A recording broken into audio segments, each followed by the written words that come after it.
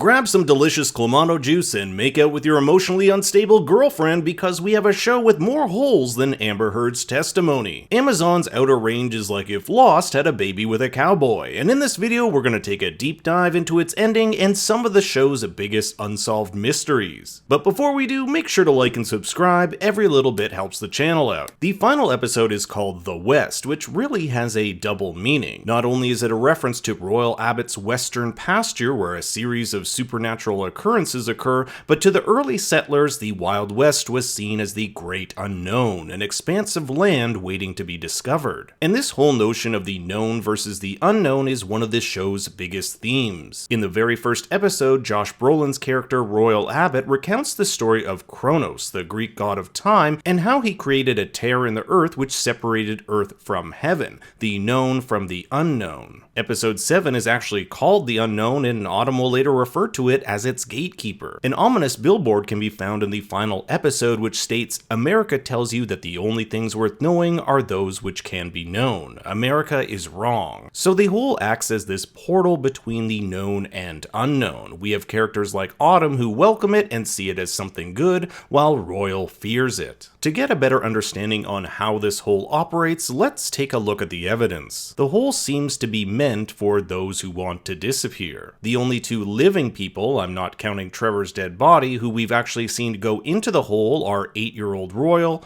older Royal, who is actually pushed into it by Autumn, and Perry. Both 8-year-old Royal and Perry were running from something. They wanted to disappear. You could even argue that the bison who come out of the hole in present day were running from being hunted, as Sheriff Joy sees this in the past. We'll get to that in a bit. And the hole seems to disappear when the person it wants jumps into it. The hole also doesn't seem to be consistent in where and when it drops its traveler. 8-year-old Royal is transported from 1886 to 1968, but when older Royal jumps in, he doesn't jump nearly that far into the future. So there doesn't seem to be a consistent, every time you jump in the hole it throws you X amount of years into the future kind of thing. The hole also seems to affect how fast or slow time is experienced around it. There's only one brief example of this, and it occurs in episode 1 when Royal first hears the rumbling of the hole. It's 8 AM when he leaves the ranch, but when he comes back it's 10 AM. What was maybe only a half hour for him turned into 2 hours. The hole's connection with time is also something extremely valuable, and this is something we see with Royal's brief jump into the future in episode 2. It may also be by Wayne Tillerson, Royal Abbott's neighbor, is so adamant on getting Royal's land. When Royal is pushed into the hole, he wakes up surrounded by heavily armed soldiers. There's a giant countdown timer here, almost as if those in the future were expecting him. The place is also surrounded by what appears to be large oil drills. However, I don't think they're drilling for oil, but for that black ooze Luke finds that gives people visions of the past and future. The solid version of this ooze is what Royal finds in Autumn's necklace and what Billy feeds to his father. Sheriff Joy also follows this black trail which leads her to an absolutely wild panorama of her ancestors hunting bison. As far as we know, Sheriff Joy never went through any hole, so how is she back in time? My guess is one of two things. Either this is just a vision of something that has happened in the past, and this occurs because she has been ingesting some of the black stuff around her. When it wears off, she'll probably come back to normal. However, it's also possible that this group of Native Americans went through the hole in their time, sometime in the past, and have now arrived in our present day. She could also be back in time. She does check for cell service and gets nothing. Remember that weird guy Frank who asked the sheriff to investigate his land because someone he knew said they found a mastodon in a cave on his property? Well, in his discussion with the sheriff, he talks about how the mastodon went extinct around the Pleistocene era, also known as the Ice Age. Funny enough, this is also the area bison were first discovered, so this hole has likely been here for tens of thousands,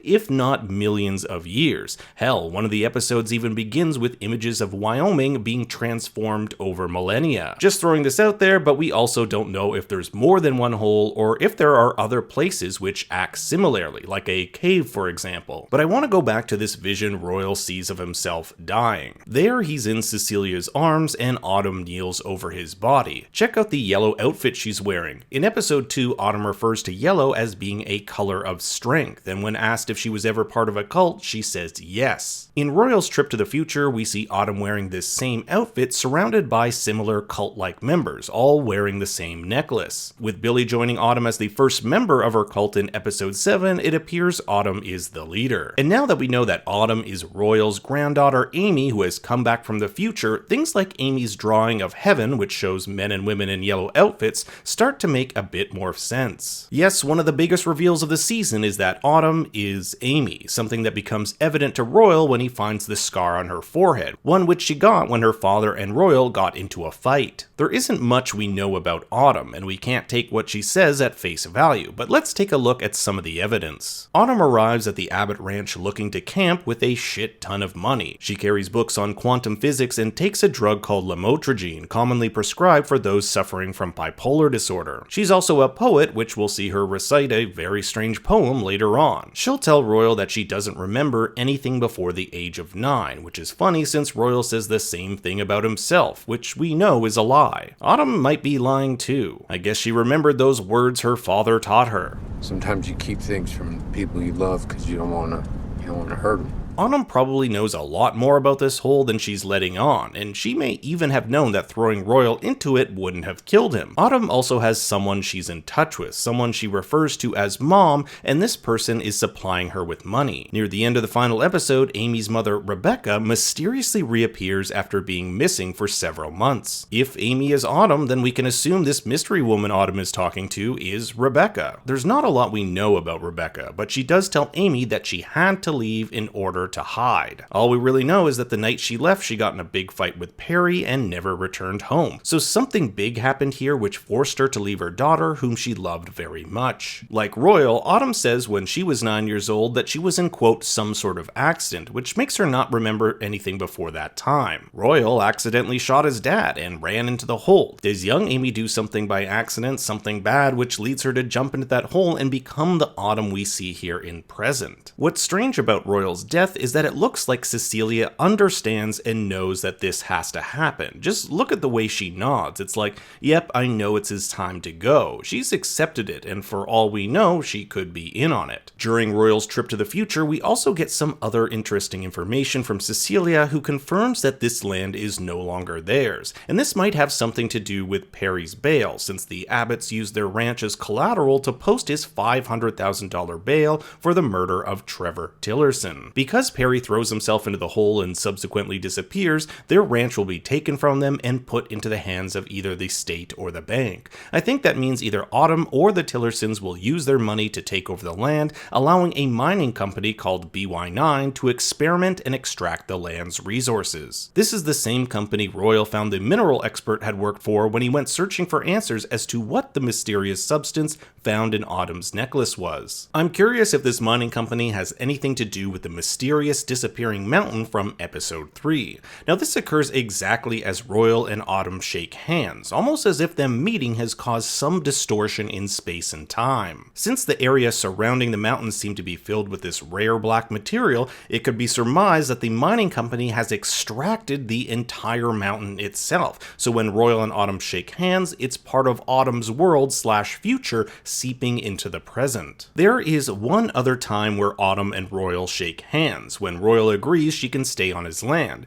A few episodes later, we hear a crazy story about this guy's meth-addicted cousin who vanished for 6 seconds and then reappeared. This probably happened during that first handshake, and his disappearance was a result of him being dead from drugs in the future. It's a really small thing, but I think it tracks with the disappearing mountain. Before Royal is so inconveniently shot by Luke Tillerson, Cecilia tells him to run. But there's something I saw here that was super interesting. I'm pretty sure that's Wayne Tillerson, the owner of the rival ranch, who suffered a stroke near the end of the season. He looks to be completely recovered and isn't even using oxygen like he was before the stroke. Remember that Billy was feeding him that black crushed up powder. I wonder if it has any healing potential as well. Near the end of the episode, Royal shoots Billy while Autumn is in the passenger seat, and their car crashes before a giant stampede nearly kills both Royal and Autumn. Royal was going to kill Autumn here until he discovers that it's his granddaughter. He almost made a terrible mistake just like he did with his father when he was 8. And remember how he didn't have the strength to carry his dad and instead ran away? Here Royal does have the strength, grabs his granddaughter, the person he almost killed, and brings her back home. Instead of running away, he's facing whatever the future may hold. Literally, he's holding someone from the future. At home, however, Cecilia is pissed. She can't find Amy or Perry, and Red is leaving town to be with his girlfriend. Everything she has loved is gone. She's also gone from devout Christian to non-believer. Conversely, Royal has gone from non-believer, someone who would stay at the back of the church and just read the paper during the sermon, to believer. And Cecilia knocks over the dinner table, a symbol of the family once being a cohesive unit, now shattered on the floor. Now, Cecilia says that her family is gone, but if you believe what Autumn told Perry, nothing is ever really gone. She said that Rebecca's not gone. That nothing's ever really gone. What do you mean by that, Perry?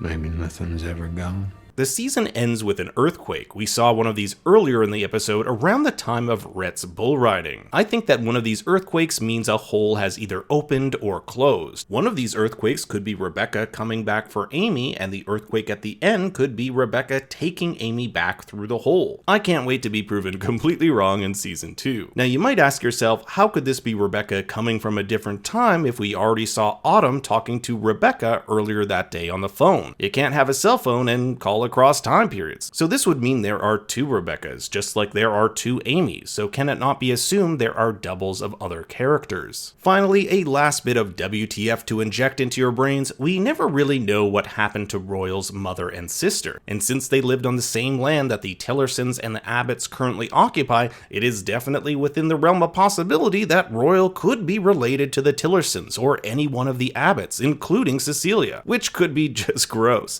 But hey, it's Wyoming, there's not much to do there. Now I want to open the floor to you. What did you think of Outer Range Season 1? And what are your thoughts and theories? Leave them in the comments below. I love reading them. Also, if you enjoyed Outer Range and you haven't seen Dark on Netflix, it's my favorite time traveling show, and I have tons of videos on that. Thanks for watching, everyone. For more bad takes, you can follow me on Twitter and Instagram at ThinkStoryYT. And until next time, remember... Luke, would you fetch me Clamato?